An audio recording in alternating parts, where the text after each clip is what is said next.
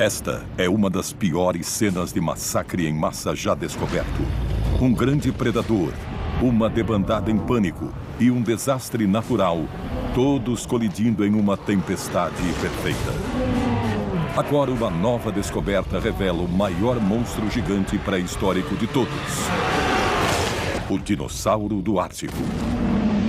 Eles foram os primeiros guerreiros da Terra, os predadores supremos. Novas descobertas e técnicas forenses descortinam a arte pré-histórica da guerra. Em Luta Jurássica. Luta Jurássica, o Rio da Morte. Isso aconteceu há 65 milhões de anos.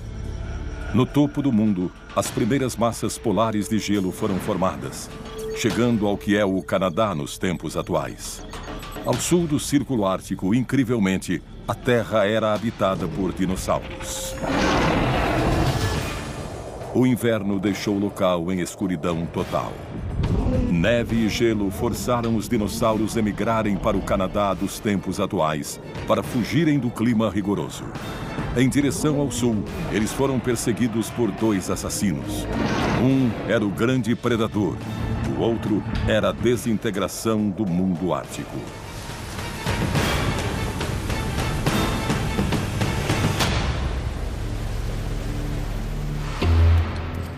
Verão de 1986. Pipestone Creek, no noroeste de Alberta, Canadá. Um grupo de paleontólogos em uma escavação rotineira faz uma descoberta surpreendente. São restos mortais de um rebanho inteiro de dinossauros.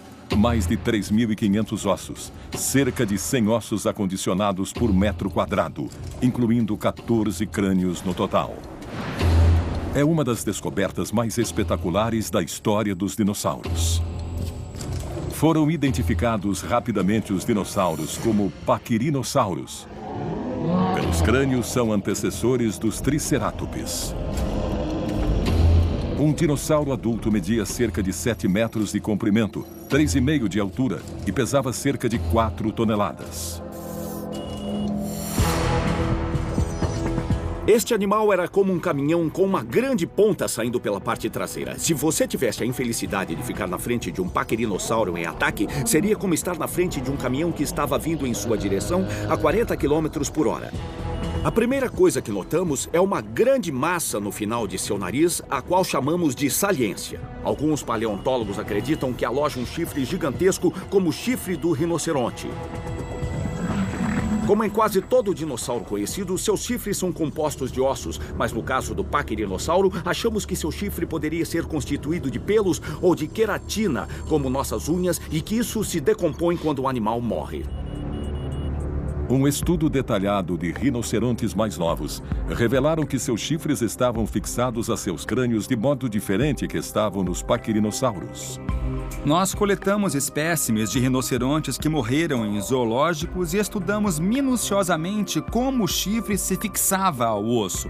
O resultado mostrou que a estrutura que vemos aqui neste rinoceronte não é o que encontramos no paquirinossauro, é uma espécie bem diferente de estrutura. Atrás da saliência protegendo o pescoço e ombros, o Pachyrhinosauro mostrou outra característica diferenciada, um osso pontiagudo chamado de gola. As golas eram nitidamente funcionais, porque isso foi uma coisa que passou de geração a geração. Deve ter começado como um mecanismo de reconhecimento dos sexos das espécies, mas tanto o macho quanto a fêmea tinham. Tenho certeza que no final ajudou em termos de proteção. Se formos matar um ceratopsiano, não conseguiremos pegá-lo pelo pescoço porque não há nada para agarrar, apenas um osso maciço desta grossura. Estudando os ossos no local, os paleontólogos fizeram outra descoberta. Este bando era composto de todas as idades, desde o mais novo até o mais velho. Este corte transversal deu indícios de como os chifres dos dinossauros do Ártico mudavam fisicamente conforme iam ficando mais velhos. Uma coisa que é bem interessante quando olhamos para estas saliências nasais em pachyrhinossauros diferentes é que nenhum é igual ao outro, todos são diferentes. Essa diferença é uma grande referência para saber a idade do animal, talvez seu sexo, mas também sobre sua saúde em geral. Esses são todos os tipos de parâmetros usados para julgarem os animais. Se for fêmea, julga-se um pai em potencial para seus filhotes, ou então como os machos se avaliavam para as batalhas. E então o mistério se agravou. Os cientistas descobriram rapidamente que todos estes dinossauros haviam morrido na mesma hora. Encontrar os restos mortais em um lugar só podia significar uma coisa: que o bando todo havia sido dizimado repentina e catastroficamente. Camadas de ossos ceratopsianos quase sempre representam catástrofes, e estas catástrofes somente acontecem quando os animais andam sempre em bandos. E no registro do fóssil vemos que, com os dinossauros ceratopsianos, eventualmente as coisas davam erradas. Então, talvez em uma das 100 camadas de ossos que encontramos pode ter sido um desses locais de morte em massa, onde os dinossauros viajavam em bandos e morreram todos juntos. Mas por quê? Com o Ártico desaparecendo, as estações começaram a mudar no planeta Terra pela primeira vez. Isso desencadeou um efeito dominó, inundações mortais repentinas. É isso que vai acontecer se tivermos muitos animais grandes em águas turbulentas. Um paquirinossauro sozinho talvez conseguiria nadar facilmente, mesmo em correnteza relativamente forte. Mas quando temos 2, 4, 12 ou 100 atravessando um rio, eles colidem um no outro, tropeçam um no outro, eles se confundem e se afogam. A força da correnteza leva os corpos juntos e os joga para a beira ou para a curva do rio. Nós vemos isso hoje quando um bando de antílopes tentam atravessar juntos um rio com água acima do nível. Eles acabam se amontoando e parece que foi isso que aconteceu em Pipestone Creek na era dos dinossauros. Os pequenos grãos de terra ao redor dos ossos confirmam a teoria da inundação. Grãos de terra de tamanhos diferentes deslocam-se a velocidades diferentes. Em correntezas fortes, significa que os grãos pequenos deslocam-se rápido e os maiores ficam para trás. Quando encontraram esses dinossauros, estavam cobertos pelo mesmo tamanho de grãos e isso nos diz que estes animais foram levados na mesma direção. Mas a inundação levantou novas questões. Algumas mortes seriam até compreensíveis. Mas o que pode ter feito um bando inteiro de paquirinossauros ser levado pela correnteza e depois morrido? O Dr. Lawrence Whitmer, da Universidade de Ohio, fez uma tomografia do crânio de um paquirinossauro, procurando informações de como o dinossauro pôde ter se comportado. Descobrimos que este animal não era muito inteligente. Ele era guiado pelo instinto. O que essa pequena estrutura cerebral do paquirinossauro nos mostra é que os animais provavelmente não pensavam que eles não tinham a capacidade necessária de entender o que estava acontecendo no meio ambiente deles, porque eram animais muito instintivos. Não dava para mostrar um problema ao paquirinossauro e mandar o animal resolver. Era um animal bem instintivo e determinado. Como era um animal que reagia por instinto mais do que com o intelecto, era fácil entender como um bando inteiro de paquirinossauro pode ter debandado para um rio com correnteza. Devido a seus cérebros pequenos, esses dinossauros tinham um tipo de mentalidade de atirar primeiro e perguntar depois. Mas o que faltava de cérebro nos paquirinossauros era mais do que compensado pela força. Apesar do cérebro ser pequeno, era protegido dentro da principal arma do dinossauro, um crânio blindado. Pense nisso como um ariete pré-histórico. Os crânios dos ceratopsianos são, na verdade, separados do cérebro. O que significa que eles podem sofrer um impacto forte em alguma coisa e não danificar o cérebro. Podia atacar um dinossauro ou talvez até derrubar árvores, eu não sei, para conseguir o que comer. Esse crânio espesso era a maior arma deles e é o que eles usavam para se defender. Numa luta, o paquirinossauro vai fazer uma coisa, que é enfrentar seu agressor. Quando o agressor andar, o paquirinossauro vai abaixar a cabeça e atacar. E ele só vai levantar a cabeça quando atingir o alvo. Ele vai enfiar o chifre e levantar e causar um grande ferimento no agressor. Multiplique esse ariete por mais de 1000 e vai ter a outra grande arma do paquirinossauro, uma força exemplar. Os paquirinossauros eram um bando de dinossauros e, portanto, agiam juntos. A principal vantagem era o número de olhos observando. Quanto mais dinossauros, maior a chance de ver um predador se aproximando. E também, se tiver um bando de animais grandes, com chifres e golas grandes trabalhando juntos, eles conseguem derrotar o mais cruel dos predadores que vive naquele ambiente.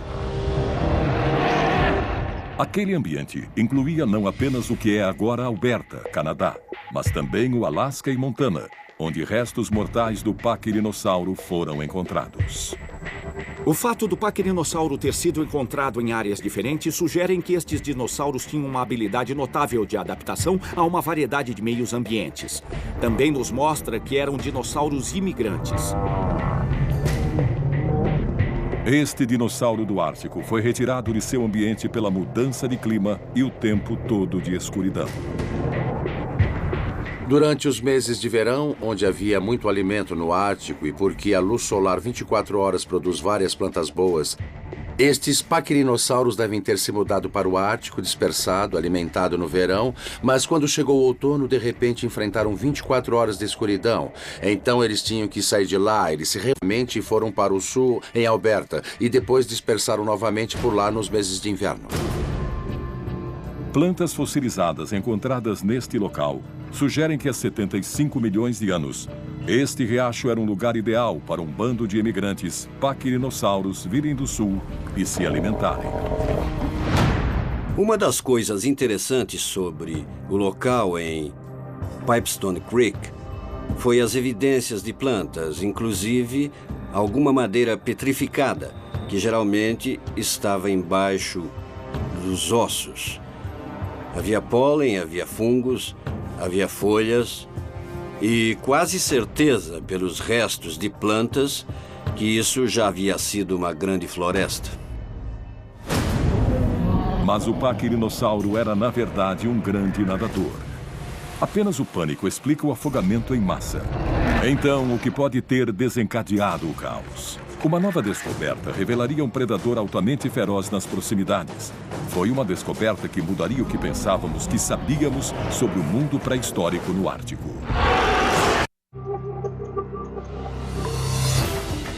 A descoberta de um dos maiores cemitérios pré-históricos já revelados mostra um campo de morte. Um bando inteiro de paquirinossauros se afogou em uma enchente. O que exatamente os levou até lá?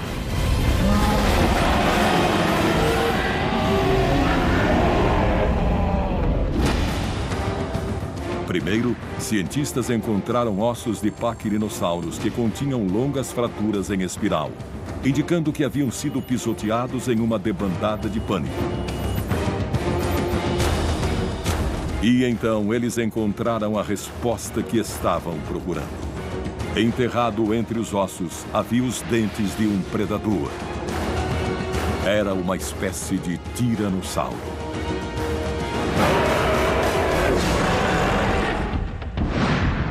Isso nos sugere que talvez esses dentes de tiranossauro são, na verdade, os dentes que ficaram nos corpos das vítimas enquanto as comiam. A última linha de evidência veio dos próprios ossos, porque começamos a encontrar marcas de dente de tiranossauros nos ossos ceratopsianos. Então não resta dúvida alguma que os tiranossauros estavam mesmo comendo os corpos dos paquirinossauros logo após a morte deles.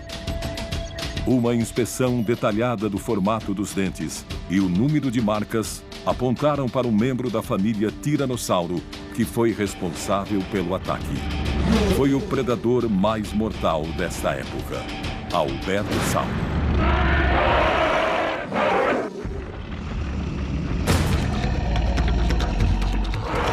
Albertosauro, o lagarto de Alberta, um grande predador da espécie Tiranossauro. Esta ameaça carnívora viveu alguns milhões de anos antes do seu primo maior tão conhecido, T-Rex. Se o T-Rex é a versão de uma van ou de uma caminhonete, o Albertosauro é de um carro esporte. O mesmo design básico, porém mais impecável, mais elegante e quase mais rápido que um adulto. Albertosauro media 9 metros de comprimento. Tinha 3,5 metros de altura e pesava cerca de 3 toneladas. O carnívoro tinha 5 características do tiranossauro que o tornavam um predador temível. Em primeiro lugar, Albertossauro possuía mandíbulas poderosas e cerca de 70 dentes. Eram bem afiados na ponta e dos lados. Eles costumavam dilacerar e não esmagar suas presas. Os dentes eram curvados, o que significa que tinham as pontas para trás, e também eram bem afiados com extremidades cerradas. É bem peculiar porque eram perfeitamente adaptados para comer carne, mas não necessariamente para comer ossos. A segunda característica era a visão binocular, que dava uma grande percepção de profundidade.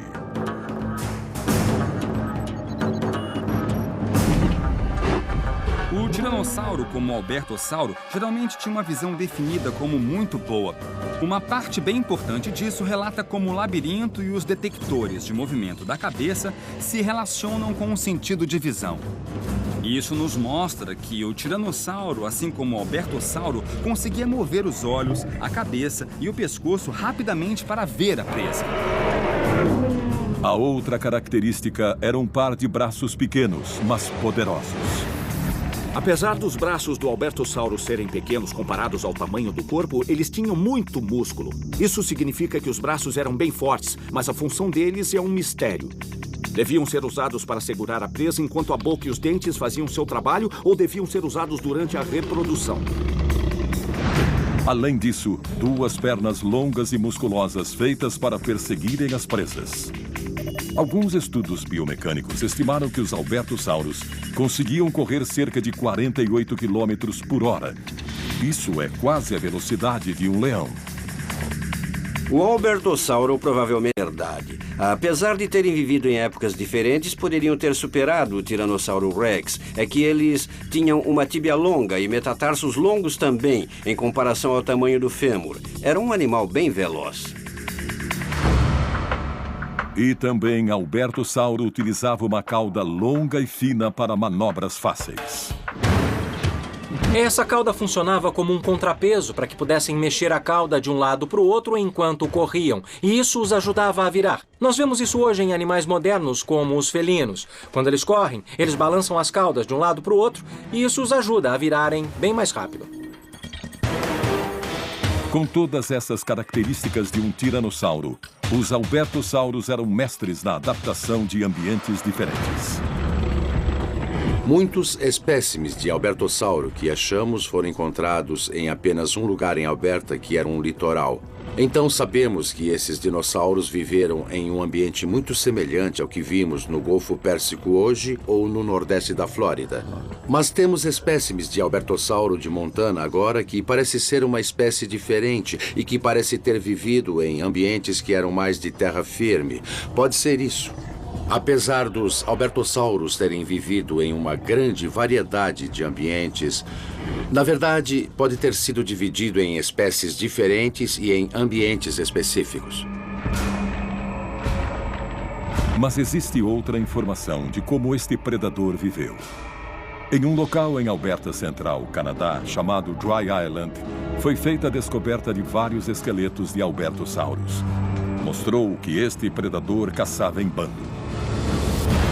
Para poder entender os métodos de caça dos albertossauros, paleontólogos compararam o design do cérebro dele com o dos animais modernos.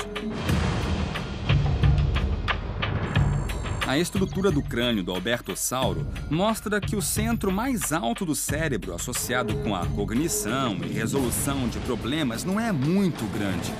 Hoje podemos ver animais como os crocodilos e alguns lagartos predadores, como o monitor, que também não têm hemisférios cerebrais tão grandes, serem capazes de uma variedade enorme de estilos de caça. Então não é necessário ter muita massa cinzenta para ser um bom predador. A estrutura do crânio do albertossauro pode nos dizer que ele conseguia armar emboscadas e que devia ter capacidade intelectual para um predador perseguidor, ou seja, ele sabia caçar suas presas.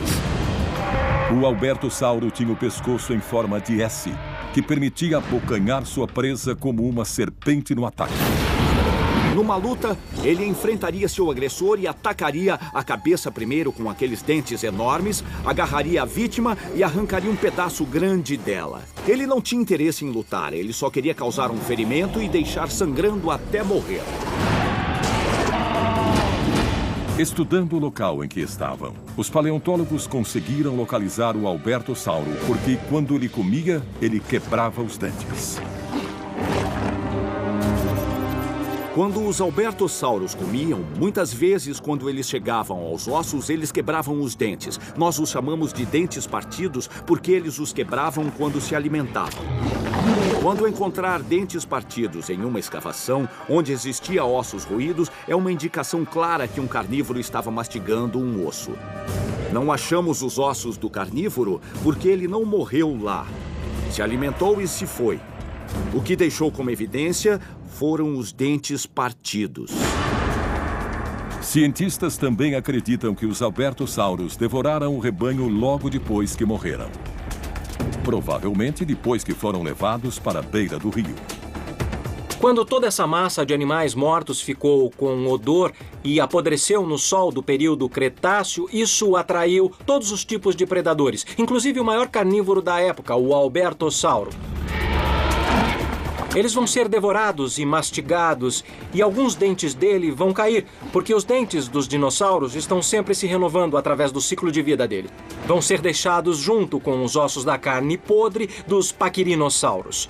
Quando encontramos todos os dentes quebrados do Albertossauro em Pipestone Creek, isso nos mostrou que o Albertossauro estava caçando, como qualquer carnívoro decente faria. Era uma caça que não ia reagir.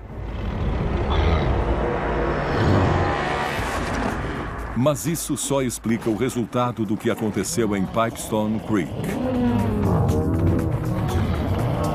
Foi como um filme de desastre pré-histórico.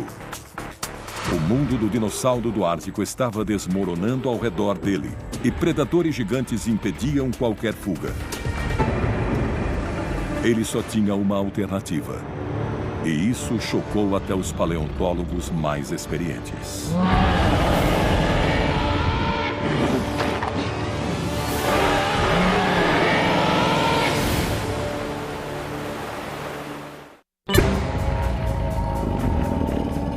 Albertossauro, um predador feroz.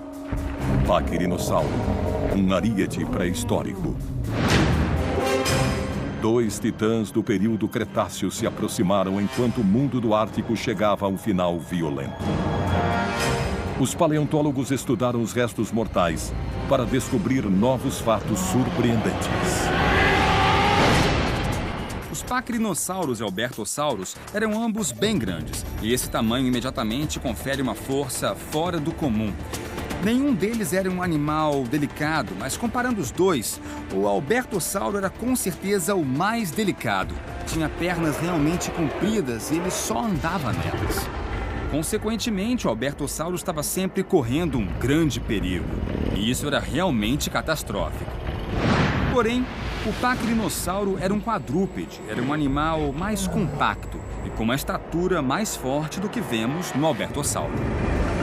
Os albertossauros eram precursores do T-Rex. Tinham braços mais funcionais, mas a cabeça era menor e menos poderosa. Ele tinha que usar seus braços relativamente curtos para ajudá-los a pegar uma presa, um método menos eficiente. Os albertossauros tinham pernas longas e finas, com patas que absorviam o impacto. Deve ter sido um dos animais bípedes mais velozes da história do mundo, pelo menos para animais grandes. Os paquirinossauros nem tanto. Devia ser tão rápido quanto um dinossauro quadrúpede, mas nem chega perto do que o tiranossauro deve ter sido. Existem duas formas de locomoção nos dinossauros. Tem o bípede e o quadrúpede. Os quadrúpedes, como os paquirinossauros, andam nas quatro patas. Essa postura dá a eles a vantagem de serem mais estáveis, principalmente quando eles têm que virar bem rápido. Mas os albertossauros são bípedes, que significa que só andam em duas patas. Isso dá mais velocidade a eles, mas menos estabilidade ao virarem rapidamente. Ele podia virar tão rápido quanto um elefante moderno.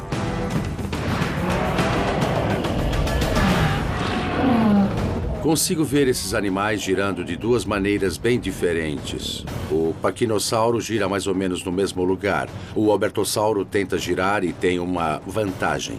Ele pode vir rápido por trás ou pelo lado e usar isso como vantagem. Os albertossauros caçavam em pequenos grupos de até 5. Um bando de paquerinossauros seria bem mais do que capaz de defender seu espaço contra apenas um albertossauro. Mas se houvesse mais do que um, isso seria muito mais difícil para os paquerinossauros. Sabemos que os albertossauros caçaram pelo menos por um período em bandos. A evidência do fóssil comprova isso.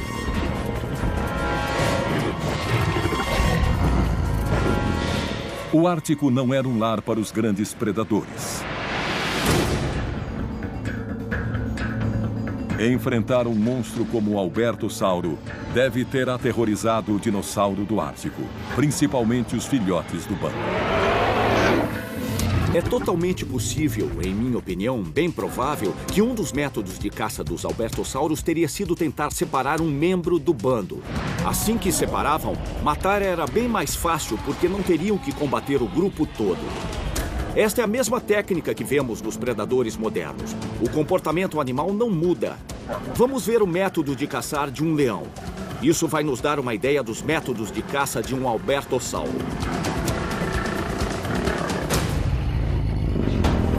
Os dinossauros do Ártico andavam em bandos não apenas por proteção, mas também para compartilhar o calor do corpo.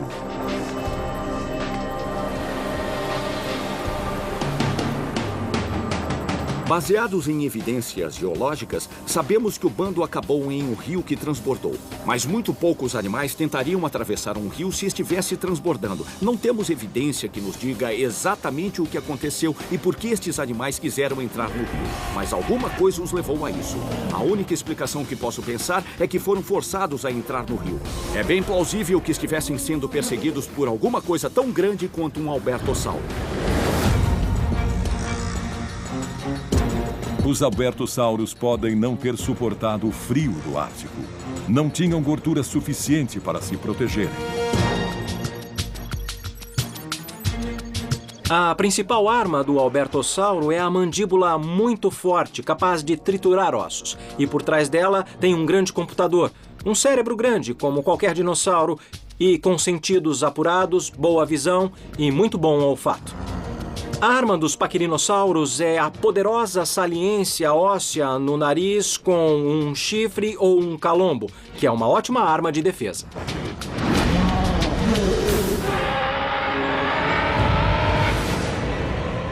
O chifre de um paquerinossauro devia medir cerca de 90 centímetros. Muitos paleontólogos acham que tinha o formato de um chifre de rinoceronte, mas mais largo. O teste de habilidade para a luta entre os dinossauros tiranos, como o albertossauro de um lado, e os dinossauros com chifres, como os paquerinossauros, de outro, é um teste de extremos, entre carnívoros e herbívoros. Os tiranossauros foram feitos para matar de uma maneira particular. Vinham em alta velocidade, vinham com aquela mandíbula poderosa que prendia, puxava e rasgava. Mas do outro lado, os dinossauros com chifres eram mais numerosos, tinham poder de lutar em bando, com suas armas no crânio, que eram chifres ou calombos. Eles sobreviveram muito bem aos dinossauros tiranos. O paquerinossauro foi um dos poucos dinossauros encontrados no Ártico. Timimus foi encontrado na Austrália, que já havia sido associado ao frio brutal da Antártica. Este pequeno bípede pode ter sido o único dinossauro que hibernou. É possível que estes animais ficavam em grupos para se protegerem contra ataques como alguns grupos grandes de mamíferos fazem hoje. Os predadores vão pegar o mais fraco. Os retardatários, eles irão pegar individualmente na periferia do grupo. Mas o grupo como um todo irá sobreviver. E isso é uma grande vantagem da natureza sociável de muitos animais, inclusive estes dinossauros. Outro dinossauro do clima gelado foi Lialinsaura, cujos olhos enormes conseguiam enxergar no escuro. Enfrentamos uma tarefa bem difícil quando tentamos entender criaturas que viveram há 70 milhões de anos.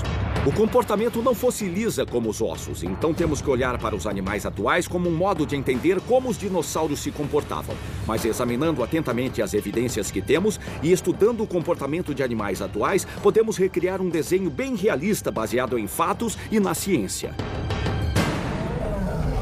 Os albertossauros caçavam como as águias, usando as patas para segurar a presa e seus olhos astutos para localizar as vítimas a até 4 metros de distância.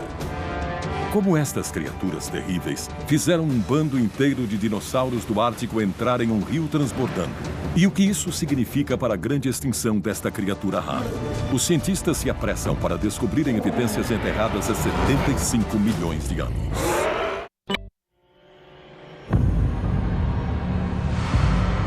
Há 70 milhões de anos, o albertossauro era o caçador mais temível da América do Norte. Era um dos poucos dinossauros que aceitaria o dinossauro de chifre do Ártico.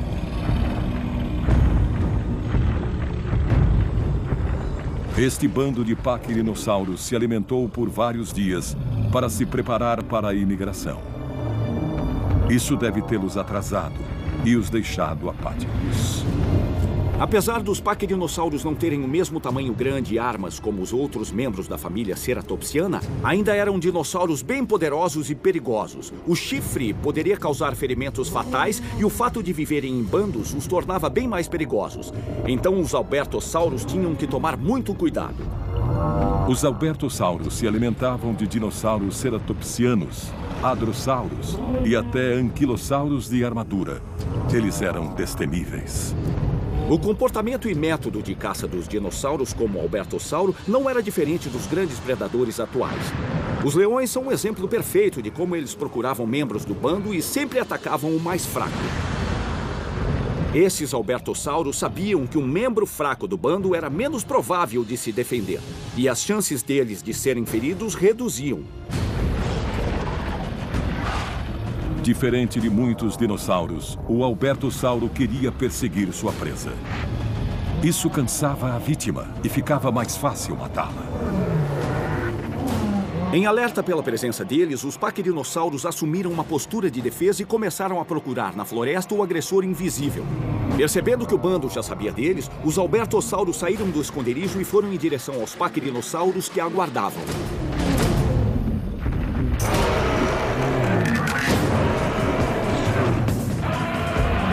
Os paquirinossauros tinham olhos ao lado da cabeça e sua percepção era péssima. Se fizessem o rebanho debandar, eles sabiam que isso mostraria o membro mais fraco. Apesar destes dinossauros conseguirem defender a terra contra os albertossauros, os paquirinossauros estavam preparados para fugir ao primeiro sinal de perigo. Quando viravam e corriam, eles expunham o membro mais fraco. Isso assegurava a saúde e o bem-estar do resto do bando. É a forma da natureza de se livrar do doente, velho e ferido. Com a separação dos continentes, os oceanos se aproximaram do que agora é a América do Norte, causando um aumento dramático de chuva. O bando foi forçado a ir para o rio, mas eles não conseguiram atravessar e tiveram que preparar para atacar. Eles abaixaram a cabeça e empurraram os chifres em direção ao predador. Os albertossauros iam para frente e para trás, proibindo qualquer fraqueza na defesa. Eles ficavam dando voltas e atacando na esperança de aterrorizar o grupo. Eles tiveram chance quando um dos membros do bando saiu correndo. Os bandos de paquirinossauros eram compostos de alguns machos dominantes e um harém de fêmeas e seus filhotes. O albertossauro vivia por instinto. No momento que aquele paquirinossauro saiu correndo, o predador foi rapidamente atrás dele. O albertossauro sabia que, separado do grupo, ele não teria nenhuma chance de se defender. É o antigo provérbio: dividir e conquistar. O chifre do paquirinossauro tinha quase 8 centímetros de espessura, sólido.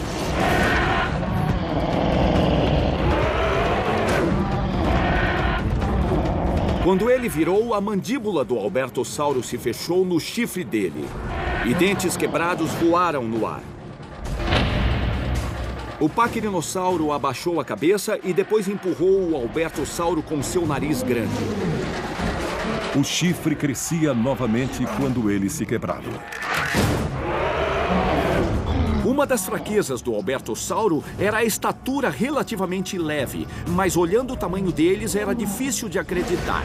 Mas quando olhamos o formato de seu esqueleto, dá para ver que os ossos eram ocos. Esses ossos ocos eram rígidos e fortes, mas eram muito leves. Então, se o paquerinossauro tivesse sorte e se atingisse um osso, ele se quebraria sem nenhum problema. E isso não só tiraria o albertossauro da luta, mas poderia muito bem acabar com a vida dele. O paquerinossauro tinha um centro de gravidade baixo. Isso permitia que ele girasse rapidamente para manter seu chifre e proteger sua gola ao enfrentar um agressor.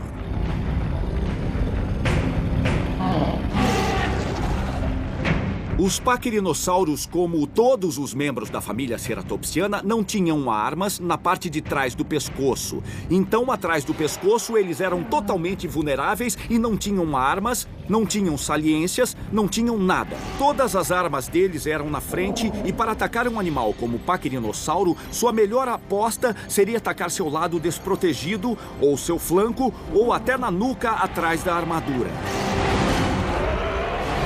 O couro do paquerinossauro tinha cerca de 8 centímetros de espessura e tinha uma elasticidade semelhante à de um elefante ou rinoceronte.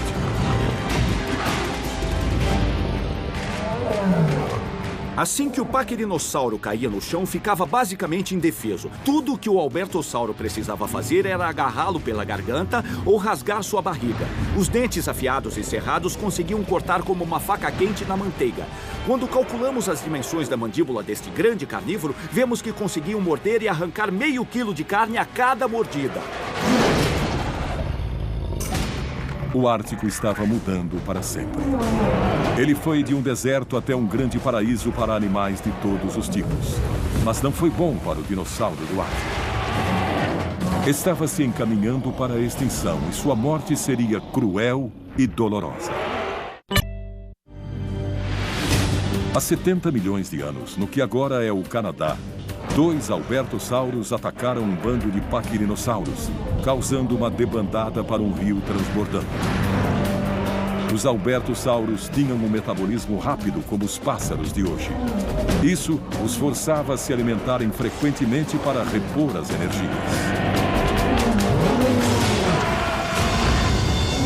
Devido ao centro de gravidade baixa deles, os dinossauros como os paquerinossauros conseguiam se recuperar rápido de uma queda. Eles tinham a parte da frente bem poderosa e pernas traseiras e por isso era bem mais fácil de levantar quando caíam.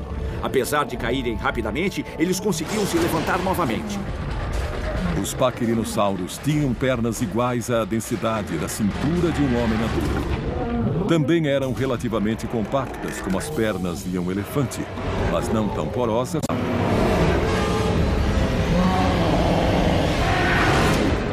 As pernas finas do albertossauro eram seu ponto fraco porque não era preciso muita força para trincar ou até quebrar os ossos da perna, mas por serem finas, era um alvo pequeno. O paquerinossauro não escolheu o osso e só rasgou o couro, e isso enfureceu o albertossauro, que aí partiu para o ataque. O período Cretáceo não era tão quente quanto o Jurássico. As temperaturas ainda eram mais quentes que hoje, mas o clima relativamente mais fresco permitia aos dinossauros serem mais ativos. Isso era uma vantagem para os carnívoros que gastavam mais energia em uma luta do que os herbívoros.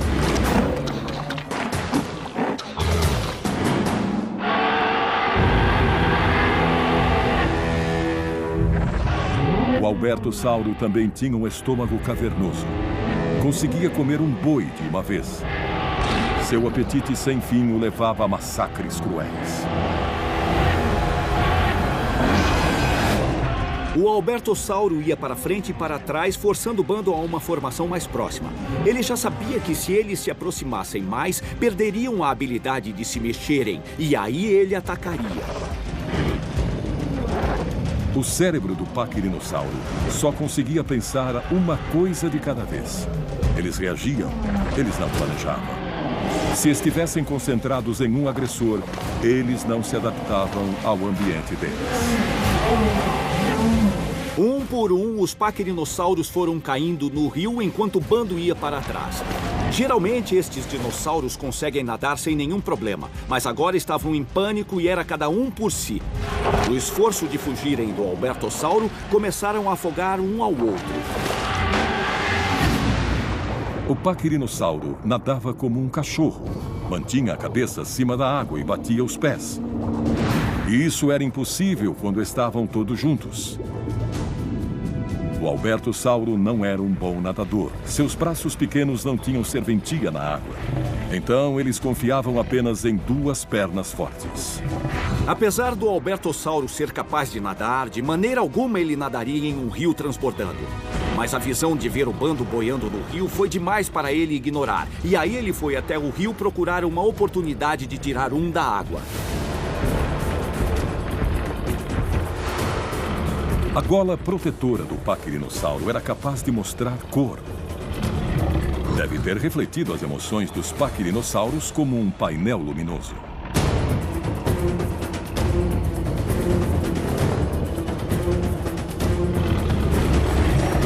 Quando os corpos dos paquirinossauros vinham para a curva do rio, a força da água empurrava suas carcaças para a parte de fora da curva.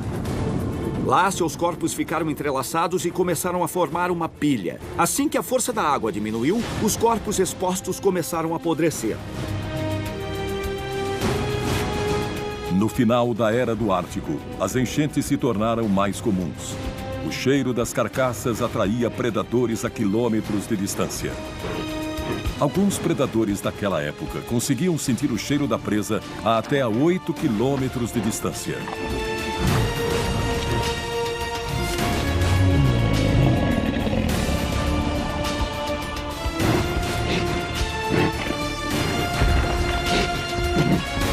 Existem inúmeros exemplos de animais modernos que, quando tentam atravessar um rio, as coisas podem se transformar em carnificina. Isso acontece com gnus, com caribus, isso acontece muitas vezes. E cada vez, ou os predadores causaram isso, ou apareceram para se aproveitarem disso.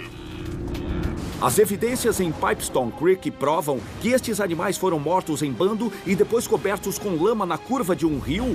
E o Albertossauro estava lá para se deliciar com os restos mortais. Os Albertossauros e os paquirinossauros eventualmente sucumbiram à extinção. A mudança de clima no final do período Cretáceo foi o princípio do fim. O motivo disso foi provavelmente as mudanças ambientais. É um mistério bem guardado e que não temos a resposta. Sabemos que no final do período Cretáceo, quando esses dois dinossauros foram extintos, algo importante ocorreu no meio ambiente. Até no norte do Canadá, as mudanças tiveram um impacto bem dramático. Eu acho que houve a extinção destes animais porque eles não conseguiram lidar com as mudanças do meio ambiente global que ocorreram no final do período Cretáceo. As temperaturas continuaram a subir, fazendo os dinossauros gastarem muita energia para manter sua tremenda magnitude. A grande questão que queremos saber sobre os paquirinossauros é o que realmente era aquele nariz. Havia mesmo um chifre gigante lá ou era apenas uma saliência óssea? E se era uma saliência óssea, como era essa estrutura óssea? Havia sulcos, calombos e dobras? Nós só precisamos de um bom espécime para sabermos como era realmente a cara de um paquirinossauro. Os paquirinossauros eram predadores em número menor, cerca de 4 para 1. Então, os albertossauros são bem menos comuns de se encontrar do que os paquirinossauros. Menos de 40 albertossauros foram encontrados, enquanto centenas de paquirinossauros foram descobertos.